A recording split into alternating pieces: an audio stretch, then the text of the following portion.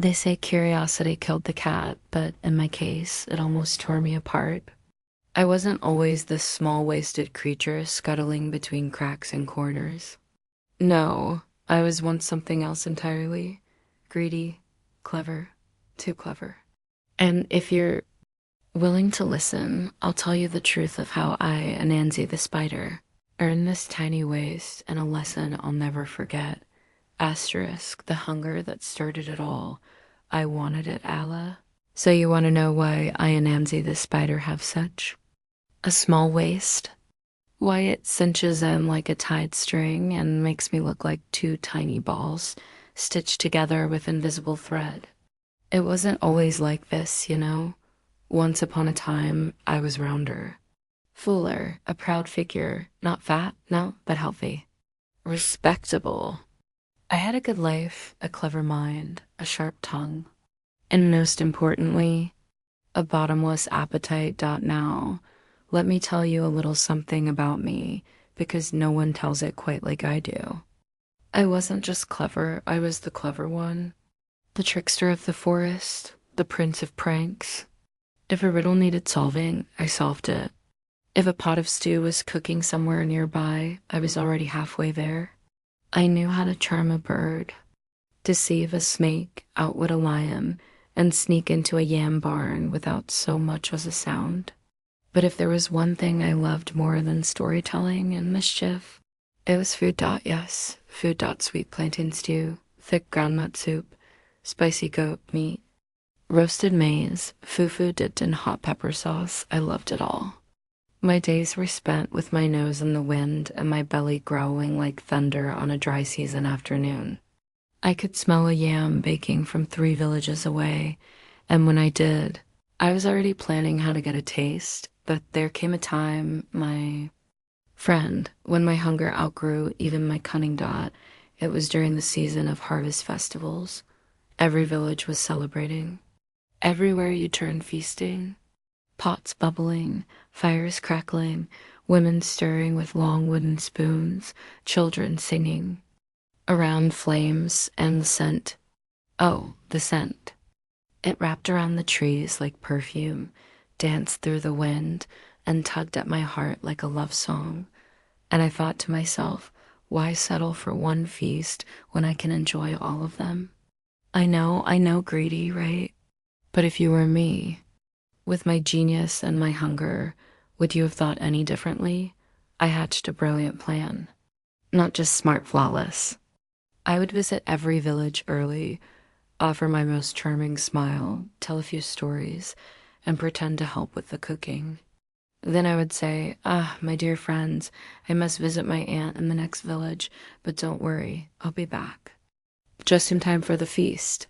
And then I would do the same in the next village, and the next, and the next. In total, 7 villages, 7 feasts. One ANSI. Now, you must be wondering, how could I possibly eat at all of them when the feasts were happening at the same time? That's where my brilliance came in. You see, before I left each village, I spun a long silky thread, so fine no one could see it, but strong enough to tug me from miles away. I tied one end of each thread around my waist and gave the other to someone at the fire. Then I said sweetly, when the food is ready, give this string a gentle pull, and I'll come running. I won't miss your meal for anything in the world. They agreed, of course. Who would say no to Anansi? I was the favorite guest, the storyteller, the jester, the honored one. Every pot in the forest was waiting for me.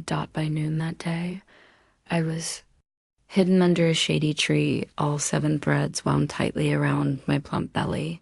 I stretched, I smiled, I closed my eyes. Let them cook, let them stir, let them fight for the honor of feeding me. Oh, what a glorious idea. But then the threads began to twitch. One tug. Then another, then 2 at once. Then 4. Then all 7. Yank, yank, yank. My eyes popped open. The first village had pulled. Their pot must be ready. Yank. The second village's stew is done. Yank, yank. More and more tugging. Each string pulling harder. all of them at once, stretching in every direction, trying to drag me to their fires. One north, one south, one east, one west. My poor spider body was being pulled like cassava dough. I yelped. I screamed. I tried to move, but it was too late. The threads were pulling from every corner of the land, and my greedy self had tied them all to my waist. I twisted. I squirmed. I begged the gods to save me, but the more they pulled, the thinner my waist became. Tighter, tie it, until finally Dash popped out. No, I didn't explode. But my waist, it caved in. Squashed into the thin little middle you see today, my top half still strong. My bottom half still proud, but the middle? Gone, sucked in like it had never been there at all. I lay there on the ground, panting like a lizard. In the sun, my threads snapped and fluttering in the wind. Not a single pot of stew reached my tongue. All I got for my cleverness was a pinched waist and a lesson I've never forgotten. Well, mostly never, because even now, I still spin my webs and chase after good food. I still love a good trick. But I've learned one thing: you can't be in 7 places at once. And greed, my friend, stretches you until something breaks.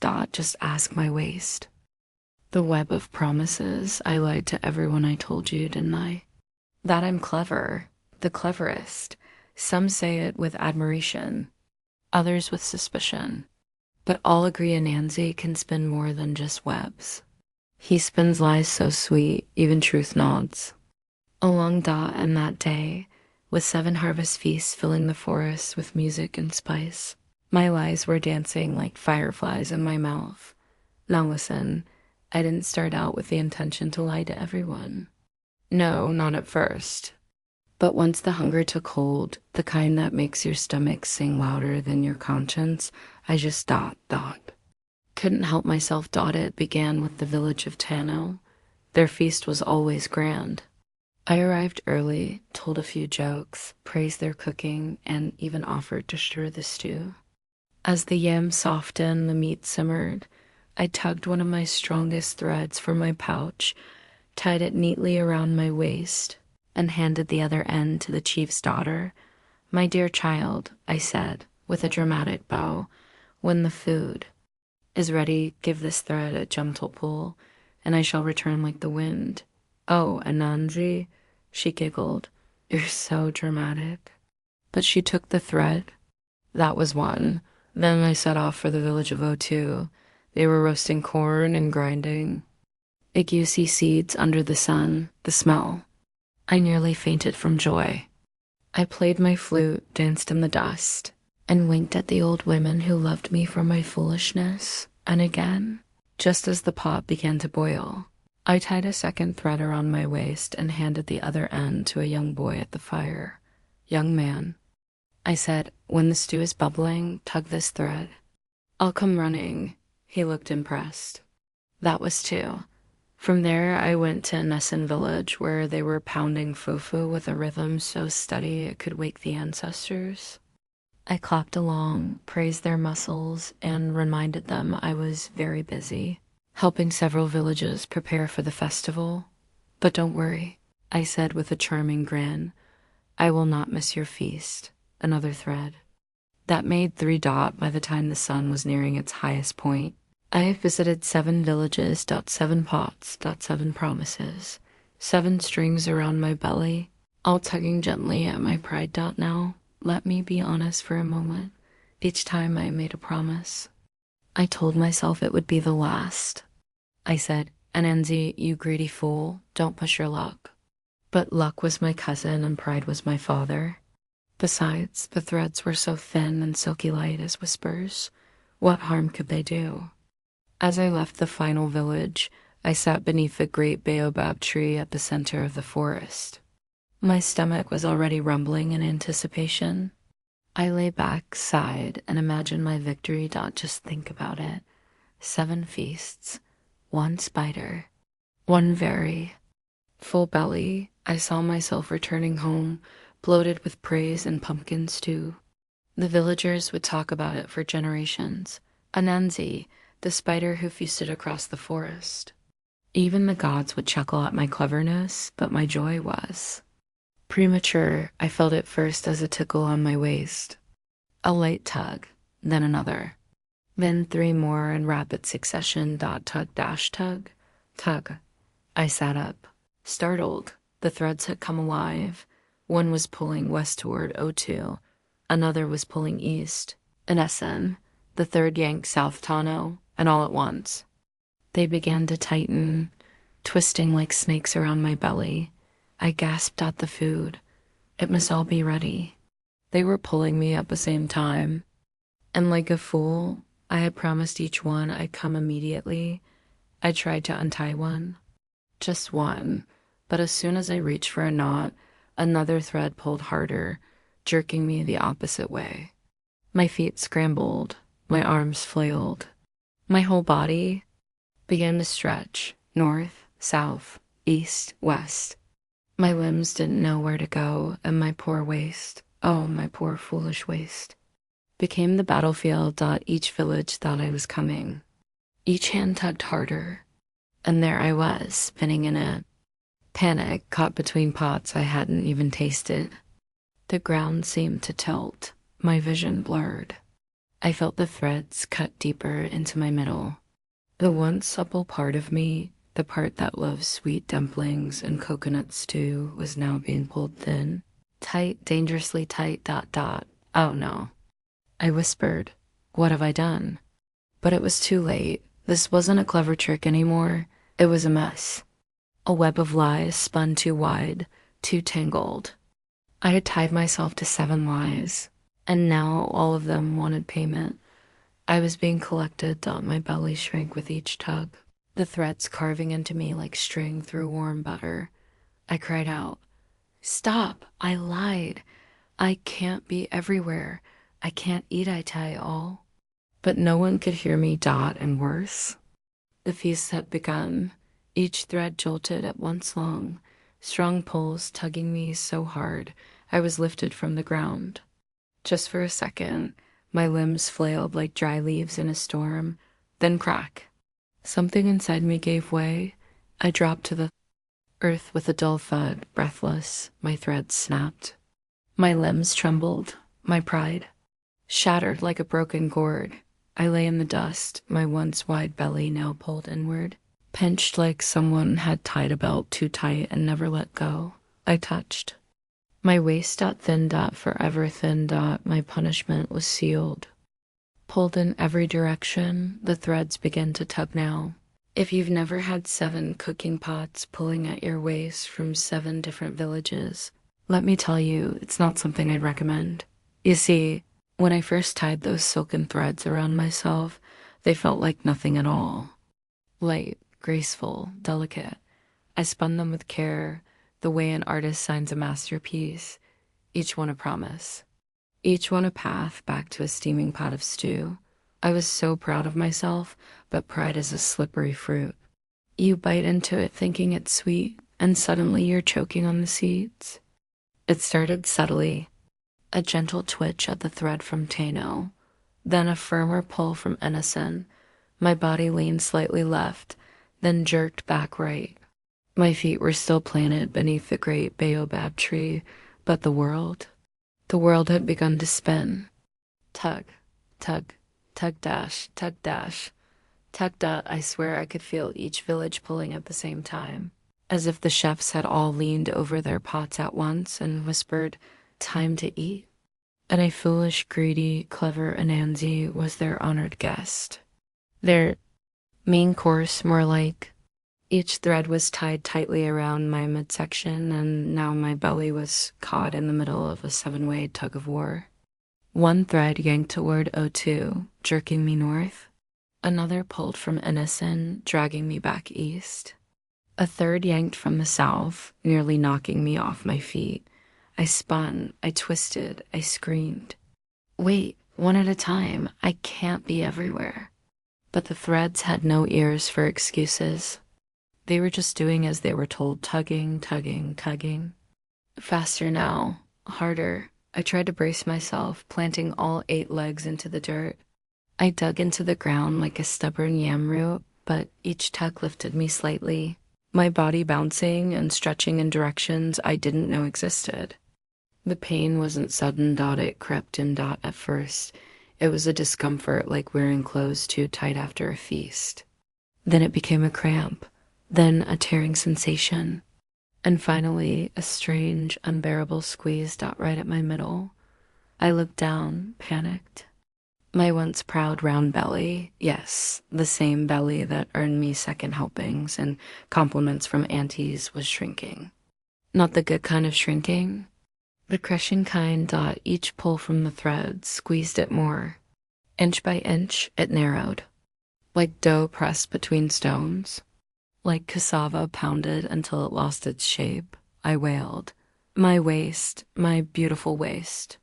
But still, the threads tugged. And worst of all, I could smell the food. The spices of the stew from Tano, the roasted maize from O2, the sizzling egusi from Inasen. My nose was in heaven, but my body was in absolute chaos. I knew in that moment that this was no longer a trick. No longer a harmless bit of fun. This was punishment. And it was being delivered in the most humiliating way possible. I, Anansi, the spider of 1,000 tailies, the trickster of tricksters, the weaver of clever schemes, was being outsmarted by my own appetite, and oh, the shame of it. But the threads didn't care. They had work to do. I was jerked left, yanked right, snapped back and forth like a cloth in the wind.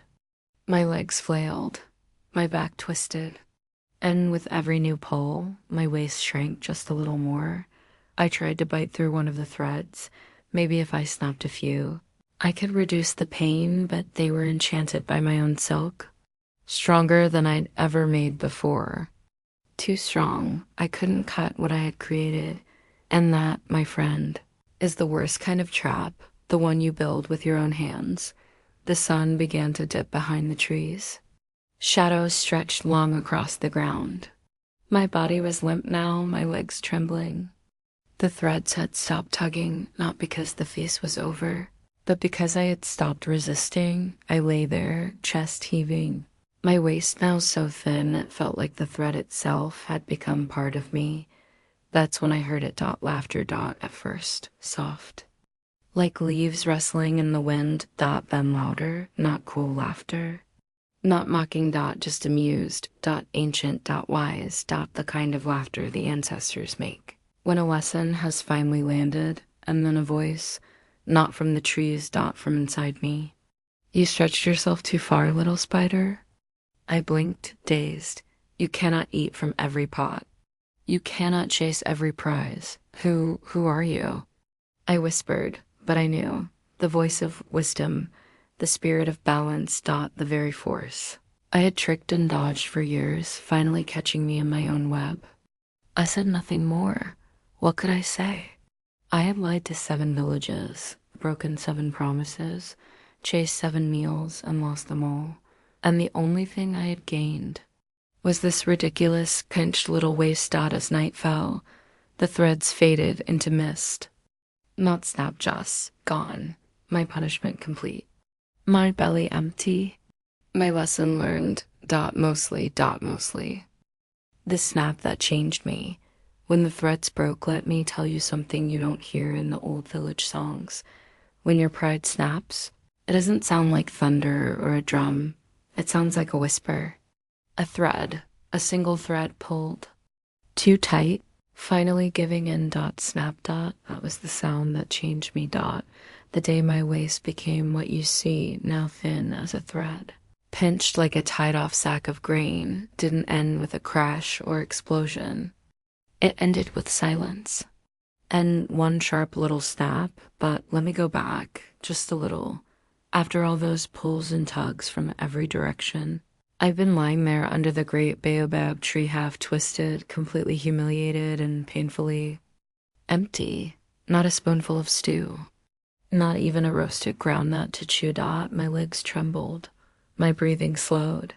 The wind had picked up, and the tree's giant branches waved above me like they were scolding me in silence. I was a mess dot, then dash tug. One last pull. Just one dot, and that's all it took. The thread from Tano, sweet Tano with the pepper soup that made your eyes water and your toes curl-pulled one final time, not knowing that all the others had already been pulling and squeezing me mercilessly. That last tug did a dot, snapped that I felt it first before I heard it. The tight band of pressure around my waist loosened all at once, like a too tight belt finally released. I gasped. My legs shot out. I rolled onto my back with a dramatic groan. You would have thought I'd died, but no. I was alive. I sat up slowly, blinking like someone who had just returned from a long, embarrassing dream. The threads were gone. Not cut, not burned, just vanished. Dissolved into the evening air, carried away by the same foolish wind that had carried my big-headed plan across the forest that morning. I stood, or at least I tried to dot. I wobbled. I tilted dot. I flopped back down. Great spirits. I mumbled. What have I become? My once sturdy middle was now a thin string between my top and bottom. I looked like two mangoes tied together with a vine, and no amount of cleverness could undo it. I went toward a puddle nearby, one of the little rain pools that sat beneath the roots of the baobab. I peered in, and there it was my reflection, me, Adettes, and us I, but changed my head, still proud, my eyes still sharp, my limbs still quick, but that waist so small, so ridiculous. I stared at it, hoping it was just a trick of the water. That may be it. Would puff back up like a calabash in the sun, it didn't. And I knew, right then and there, that my life would never be the same, No more boasting about being the biggest eater. No more showing off at village feasts. No more lying about helping 7 aunties stir 7 pots at once. Everyone would see the truth. They'd ask, why does Anansi look like that? And they'd hear the story. Oh yes, the story would spread. Like fire in dry grass. Anansi got greedy. Anansi thought he could have it all. Anansi got stretched too far. And now look at him. I hung my head. Not in shame, mind you. I still had some pride left, but in something new. Something I hadn't felt before. Humility. Now. Let me be clear. I didn't suddenly become a saint. I'm still me. I still love stories and tricks and a good roasted yam. But something shifted in me that day, right there at the edge of that puddle. I sat for a while. No, I perched like a spider should, thinking about everything I had done. I thought about the faces of the people in the villages. The boy in O2 who held the thread with such excitement. The women in Essen pounding fufu and humming. The chief's daughter in Tano, proud that Anansi himself would return to eat her stew. And what had I given them in return? Nothing, just a string, a promise, a lie. The feast had been cooked with love. Their pots had been stirred with joy. And I had disrespected all of it. Worse, I had robbed myself. If I'd chosen just one village, just one, I would have eaten well, laughed, danced, told stories around the fire, and gone home with a full belly. Instead, I had let my greed tie me up in knots, quite literally. The stars began to shine above me. Crickets sang their nighttime songs. A cool breeze whispered through the forest leaves, and for the first time in many moons, I didn't move. I just sat and thought and listened because sometimes when you're pulled in too many directions, the only thing left to do is stop. Night. I didn't eat. I didn't trick anyone. I didn't spin a web or chase a prize. I curled up beneath the baobab with my skinny waist and empty belly and let the quiet fill me. It wasn't much, but it was enough. And somehow, in that emptiness, I began to understand something I'd missed in all my cleverness. You can't hold every thread. You can't stir every pot. And no matter how smart you are, you can't be everywhere at once. That was the night the threads broke. Not just the ones I tied, but the ones inside me, the ones knotted with pride and hunger and endless desire. They snapped, and what was left? Just me dot me in as I dot a little smaller, a little wiser, still clever, but changed. I still spin my tricks, but I never forgot that pain. You thought that would be the end of me, didn't you? You thought Anansi, the great, greedy, foolish spider, would crawl under a leaf, disappear forever, and live out his days muttering to himself about yams and regret. Don't be silly, Dot. Yes, I was humbled. Yes, I was stretched thinner than a fishing line. And yes, I still can't look at a pot of stew without feeling a tug at my waist, but I'm still Anansi Dot. And if there's one thing you must understand about spiders like me, we don't stop spinning, Got, we learn. We adapt, we evolve. After that long night under the baobab, I didn't return home right away. I took time to listen, time to rest, time to accept. Accept my new shape, my new story, and all the lessons tied to it. Dot. And slowly, the forest began to welcome me again. Dot at. First, I thought everyone would laugh, that they'd point and say, "Look, there goes the spider who tried to eat 7 meals at once and ended up shaped like a cooking spoon." But they did in single quotes T. Dot instead. They listened. They saw my waist and nodded. Dot. They had heard the story, of course. Oh, the story spread faster than wildfire. Children told it at dusk. Elders used it as warning. Hunters chuckled as they shared roasted meat around the fire, but the tone changed. They didn't laugh out of mockery. They laughed because they recognized a little bit of themselves in me. Don't we all want too much sometimes? Don't we all try to be everywhere, please everyone, have everything? I just happened to get caught in the middle. Literally. Dot, so I started telling the story myself. Yes, I tried to eat at 7 feasts. Yes, I got greedy. Yes, I ended up with this ridiculous waist. But guess what? I would say, with a grin, I still love food. I still love stories. And I still have tricks up my sleeve. Or at least what's left of my midsection. And oh, how the children would laugh at. I became the punchline of my own legend, and somehow that made me more powerful than ever. Because when you can laugh at yourself, no one else can use your shame against you. Over time, I returned to the villages one by one, but this time, not to tie threads or spin lies. This time, I went with stories. Real ones, tales that made people think, made them smile, made them whisper. Anansi is still clever, but now he's wise too. I no longer chased every pot of stew. Instead, I chose one. Sat. Listened. Ate slowly, told a tale. And when I left behind more than crumbs. I left laughter, memory, rhythm. That's the thing about being broken. You don't come back the same. But you can come back better. Of course. Don't let all this talk of wisdom fool you. I'm still a trickster. I still enjoy a little mischief. That's who I am. I still spin webs in corners and eavesdrop on juicy conversations. I still whisper ideas into people's ears when they think they've come up with them on their own. But I've learned balance, and that balance starts right here at my waist. My little cinched-in reminder of the day I overreached and almost lost everything. Sometimes I sit under that same baobab tree, watching the wind dance in its leaves, and I remember that afternoon so clearly, how I lay flat on the dirt, pulled from 7 directions, wishing I could undo it all, but I wouldn't undo it now, not a single thread, because that pain, that tug, that snap, it made me. It made me pause. It made me listen. It made me change.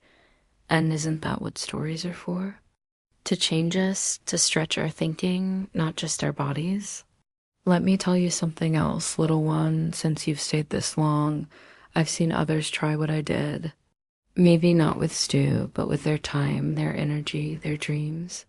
They stretch themselves too thin, try to be the perfect friend, child, worker, warrior, all at once. And like me, they get pulled in every direction until something inside them breaks, but they don't have to. That's why I tell this story, because if my small, ridiculous ways can help someone else avoid being yanked into foolishness, then it was all worth it.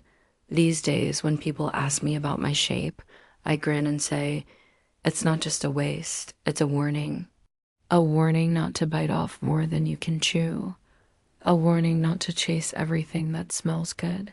A warning not to let your cleverness outrun your common sense. And yes, I still spin my tricks, but now I choose my threads carefully. No more 7 pots. No more 7 promises, one strand at a time. That's how webs are built. That's how lessons stick. And that, my friend, is how I became the spider with the tiny waist and the biggest story.